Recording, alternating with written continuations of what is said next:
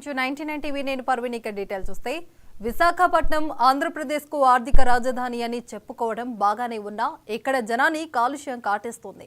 అభివృద్ధి పేరుతో పరిశ్రమలకు విచ్చలవిడిగా అనుమతులిస్తూ కాలుష్యాన్ని పట్టించుకోకపోవటం అధికారుల నిర్లక్ష్యానికి అద్దం పడుతుంది.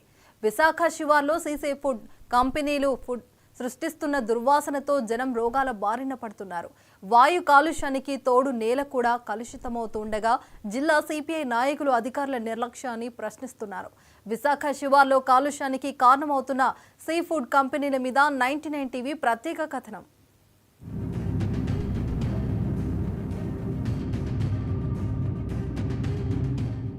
విశాఖపట్నం శివారు ప్రాంతంలోని మారికావలసలో సముద్ర ఉత్పత్తులను సేకరించి ఎగుమతి చేసే హేచరీస్ పెద్ద సంఖ్యలో ఉన్నాయి. సముద్ర ఉత్పత్తుల ప్రాసెసింగ్, ప్యాకేజింగ్, ఎగుమతి లాంటి పనులన్నీ ఇక్కడే జరుగుతాయి.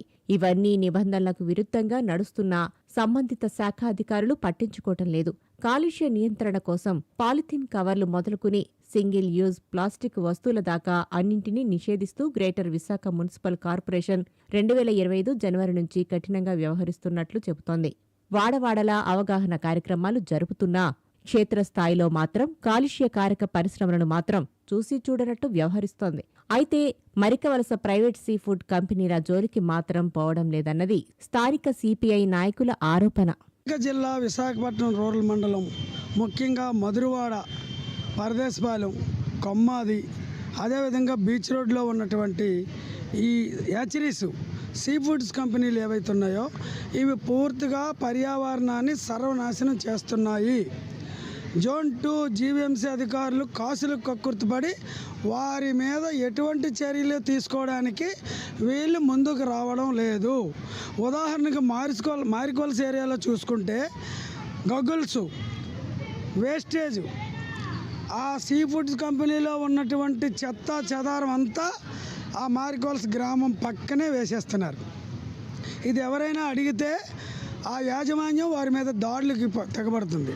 పాలిథిన్ కవర్లు కనిపిస్తే వ్యాపారస్తులకు జరిమానా విధిస్తున్నామని, విశాఖ మహానగరాన్ని కాలుష్యరహితంగా తీర్చిదిద్దుతున్నామని చెప్పుకుంటూ ఉన్న అధికార యంత్రాంగం సీఫుడ్ కంపెనీల వ్యర్థాలను చూసి చూడనట్టు వదిలేయటమేంటని, వాటికి కొమ్ము కాస్తున్నట్టే భావించాల్సి వస్తుందని సిపిఐ విశాఖ జిల్లా కార్యదర్శి మరుపిల్లి పైడిరాజు ఆరోపించారు.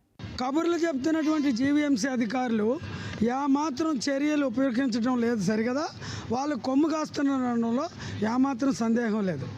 జోన్ 2లో ఉన్నటువంటి పట్టణ విభాగం కానీ పారిశుద్ధ్య కార్మికుల చేత చాకరీ చేయించుకోవడం తప్పితే ఆ హ్యాచరీస్ కంపెనీల జోలికి వెళ్ళటం లేదు.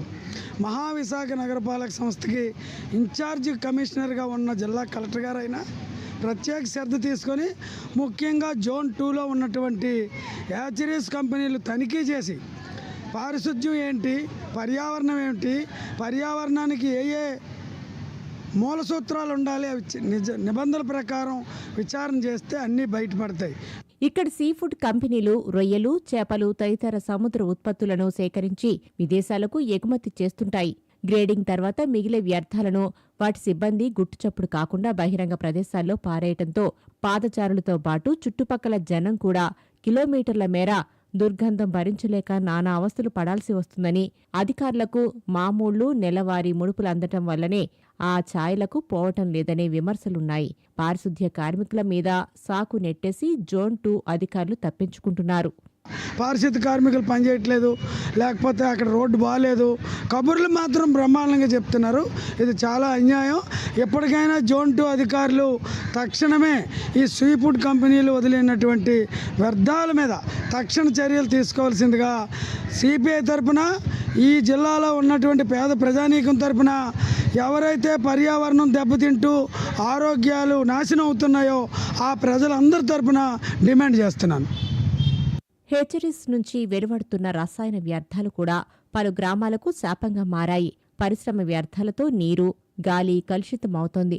మధురవాడ, కొమ్మాడి, పరదేశీపాలెం తదితర ప్రాంతాల్లో సీఫుడ్స్ కంపెనీలు ఏ ఒక్కటి పూర్తి స్థాయిలో నిబంధనలు పాటిస్తున్న దాఖలాలు లేవు. అధికారులు మేలుకుంటే తప్ప ఈ కాలుష్య సమస్యకు పరిష్కారం కనబడేటట్టు లేదు.